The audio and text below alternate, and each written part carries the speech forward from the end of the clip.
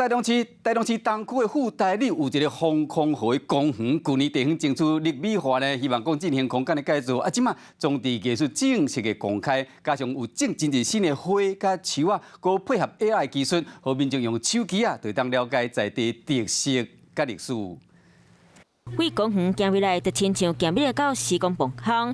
去年地方争取立美化，互这个景致装潢甲真水。做一个时光隧道，像我们就会想说做一个造景的时光隧道，用灯来去点亮它。原本公园的卡是防空河，对面是公园，真侪年来为了整理，互这个社区变个真垃圾。